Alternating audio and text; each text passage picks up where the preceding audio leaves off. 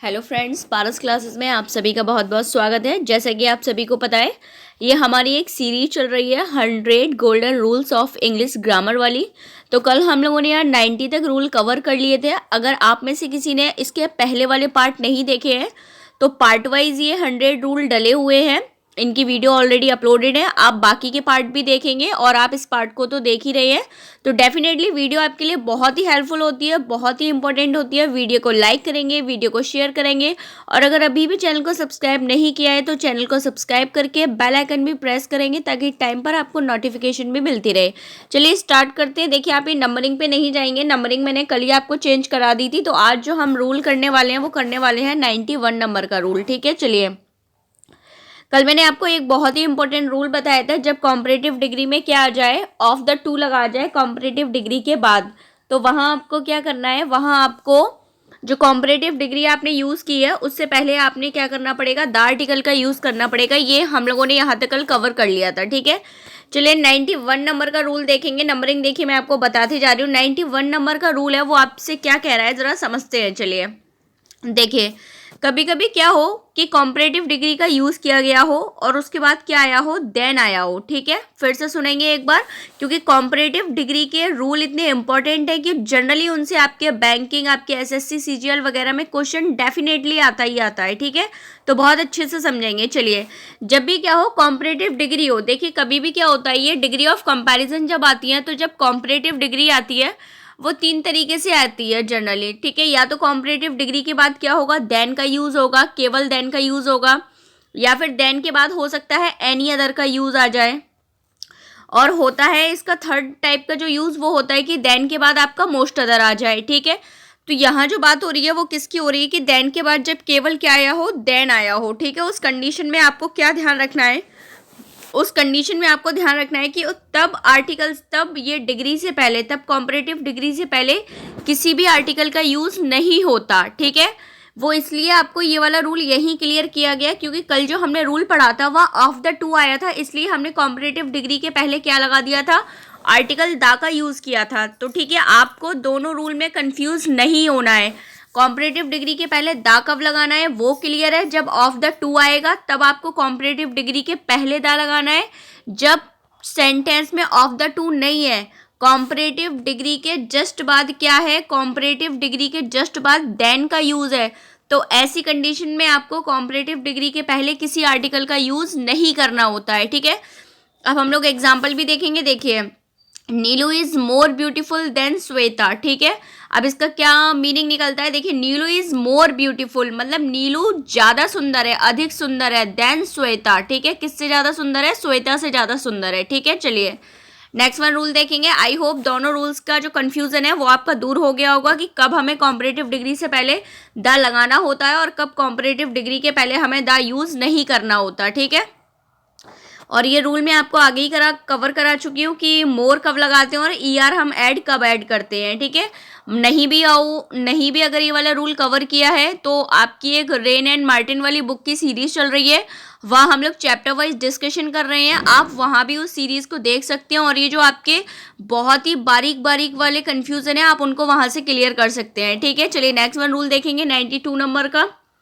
92 number का rule आपसे क्या कह रहा है, ज़रा पूरा कॉन्सेप्ट समझेंगे। देखिए, जब क्या हो, जब कभी भी आपका क्या आ जाए, कॉम्परेटिव डिग्री हो, देखिए सारे रूल एक साथ क्यों लिखे हैं, क्योंकि कॉम्परेटिव डिग्री से रिलेटेड जितने भी आपके रूल और कॉन्सेप्ट से रिलेटेड आपकी एरर आती है आपके पेपर में वो आपको पता चल जाए, तो एक ही बार में जितने भी कॉम्परेटिव डिग्री से इंपॉर्टेंट रूल्स हैं वो हम लोग यहाँ देख रहे हैं। ठीक है, चलिए नेक्स्ट वन कॉन्सेप्ट आपसे क्या कह रहा है 92 नंबर में, ज़रा देखेंगे। जब भी क्या है, कॉम्परेटिव डिग्री आए, ठीक है, और कॉम्परेटिव डिग्री के जस्ट बाद क्या क्या लिखा हो, वहाँ सिंगुलर काउंटेबल नाउन का यूज़ किया गया हो। ठीक है, और उसके जस्ट बाद में देन आया हो। ठीक है, क्या कंडीशन है, कॉम्परेटिव डिग्री हो, कॉम्परेटिव डिग्री के बाद सिंगुलर काउंटेबल नाउन हो और उसके जस्ट बाद में देन आया हो, तो ऐसी कंडीशन में जो ये कॉम्परेटिव डिग्री है, क्योंकि कॉम्परेटिव डिग्री के जस्ट बाद में क्या आया था, सिंगुलर काउंटेबल नाउन, तो आपको इस कॉम्परेटिव डिग्री से पहले क्या करना होगा, आपको आर्टिकल ए या एन का यूज़ करना ही होगा, तब जाके आपका पूरा रूल क्या होगा, क्लियर होगा, क्योंकि ये सिंगुलर काउंटेबल नाउन की वजह से हमें इस कॉम्परेटिव डिग्री से पहले क्या करना पड़ेगा, आर्टिकल ए या एन का यूज़ करना होगा। ठीक है, चलिए देखते हैं एग्जाम्पल भी।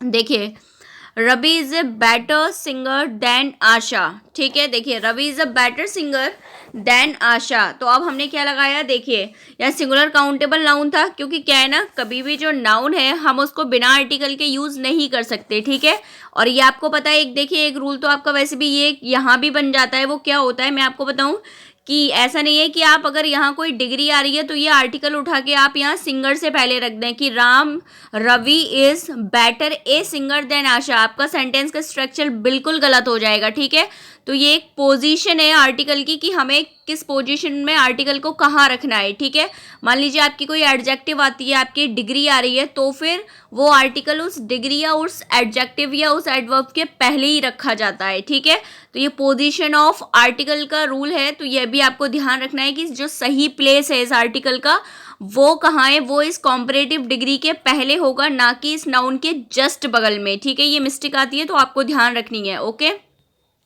और आर्टिकल भी कौन सा आएगा, आर्टिकल आपका ए और एन यूज होगा। ठीक है, क्योंकि वहाँ सिंगुलर काउंटेबल नाउन है इसलिए। ठीक है, चलिए नेक्स्ट वन देखेंगे।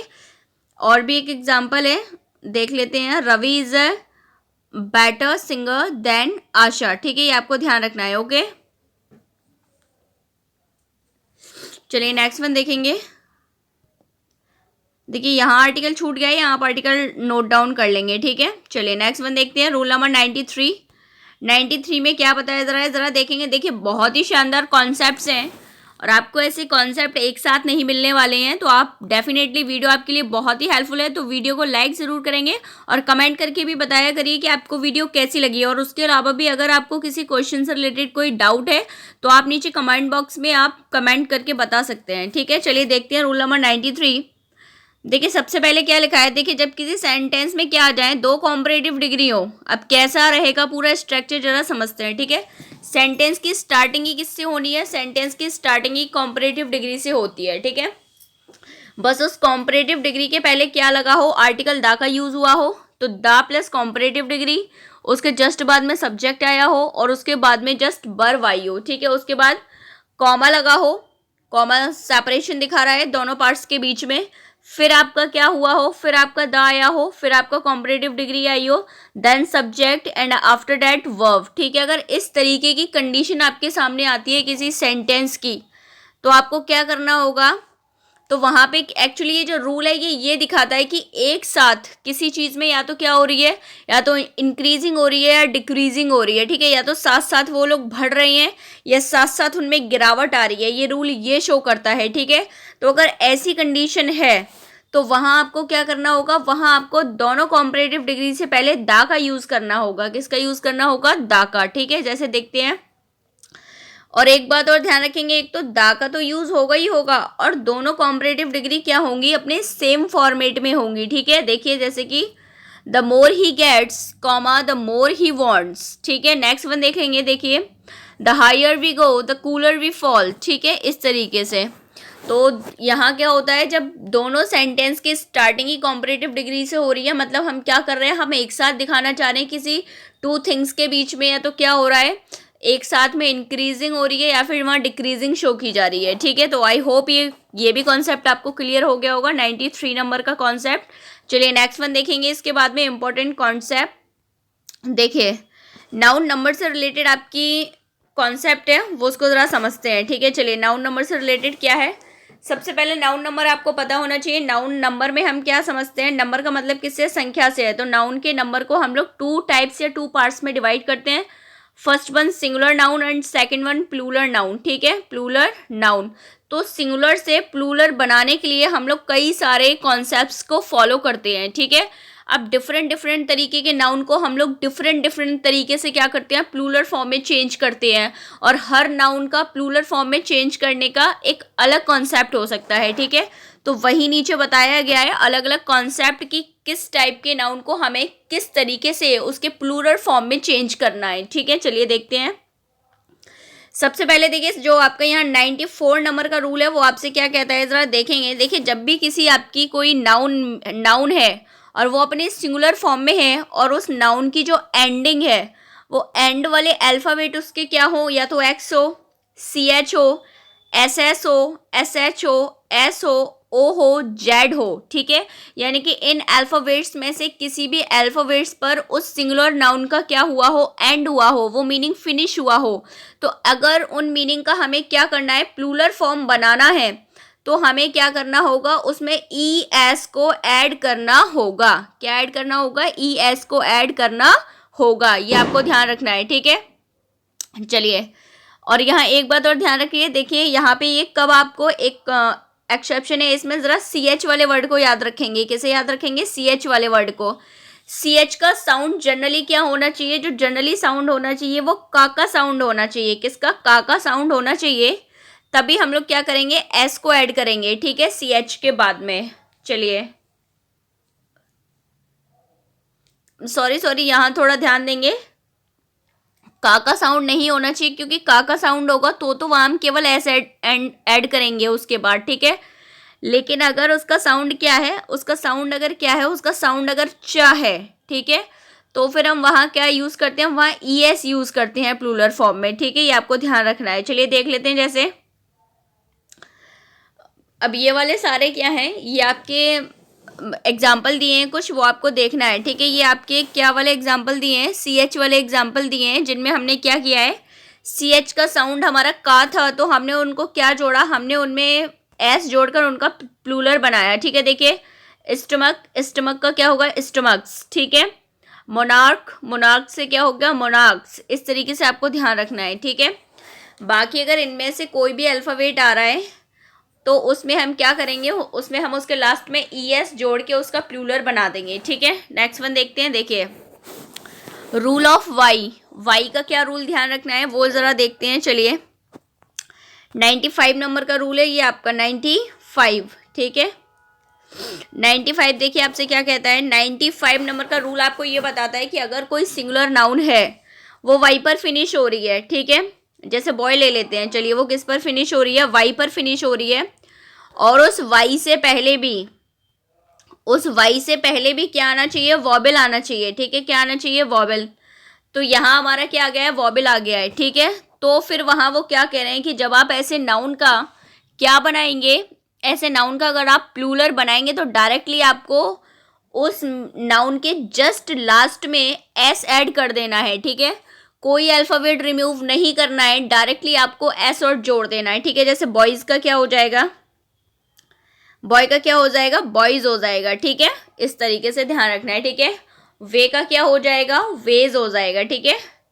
वे का क्या हो जाएगा, वेज हो जाएगा, यानी कि कोई अल्फ़ाबेट रिमूव नहीं करना है, डायरेक्टली क्या जोड़ देंगे, एस जोड़ देते हैं। ये तो हो गया रूल नंबर 1 वाई का, ठीक है। अब इसमें रूल नंबर, यहाँ भी एक और कॉन्सेप्ट है, 96 नंबर का रूल आप लोग देखेंगे, अब वाई से ही रिलेटेड है, ठीक है।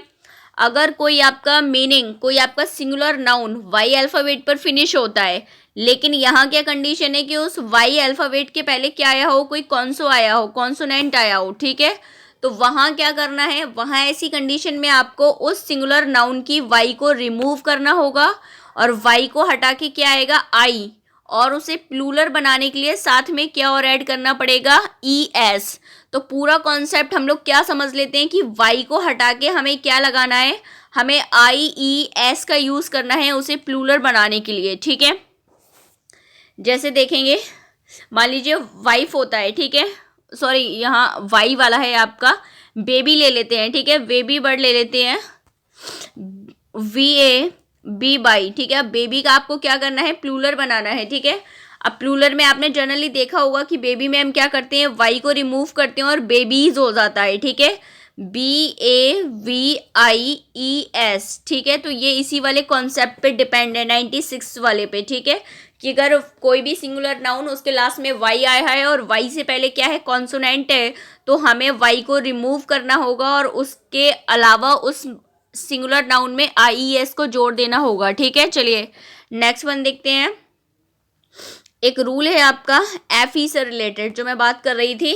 नेक्स्ट वन है 97 नंबर का जो रूल है, वो आपसे क्या कहता है, देखिए, और ये मोस्ट इंपॉर्टेंट रूल है, जनरली हम लोग इसमें कंफ्यूज हो जाते हैं क्योंकि, ठीक है। देखिए देखिए एफ ई वाला जो रूल है वो क्या बता रहा है आपको, ज़रा समझेंगे कि जब किसी सिंगुलर नाउन के लास्ट में एफ या एफ ई हो, मतलब वो फिनिश हुआ हो तो उसके लास्ट में या तो एफ आया हो या एफ ई आया हो, तो ऐसी कंडीशन में जब हम उस सिंगुलर नाउन का क्या बनाएंगे, प्लूरल बनाएंगे, तो हमें उस एफ या एफ ई को क्या करना होगा, रिमूव करना होगा और उसके प्लेस पर हमें क्या करना होगा। वैसे देखिए एफ और एफ ई को हटा के तो वी ऐड करते हैं और प्लूरल बनाने के लिए उसमें ई एस और ऐड किया जाता है। तो पूरा कॉन्सेप्ट क्या निकल आता है कि उस मीनिंग में से एफ या एफ ई को हटा के क्या कर देंगे, वी ई एस ऐड कर देते हैं। ठीक है, जैसे कि वाइफ, वाइफ का जब प्लूरल बनाते हैं तो क्या हो जाता है, वाइफ्स हो जाता है। ठीक है, WIFE वर्ड है मान लीजिए। ठीक है, सिंगुलर नाउन है, प्लूरल बनाना है, क्या हो जाएगा, WI और FE को रिमूव कर दीजिए तो क्या हो जाता है, वाइफ्स हो जाता है, VES। ठीक है, नेक्स्ट वन देखेंगे, जैसे कि एक और देख लेते हैं, एक शेप्स वर्ड होता है। ठीक है, शेप वर्ड्स होता है, उसका प्लूरल क्या बन जाता है, शेप्स। ठीक है, इस तरीके से। अब यहाँ भी थोड़ा सा एक्सेप्शन है,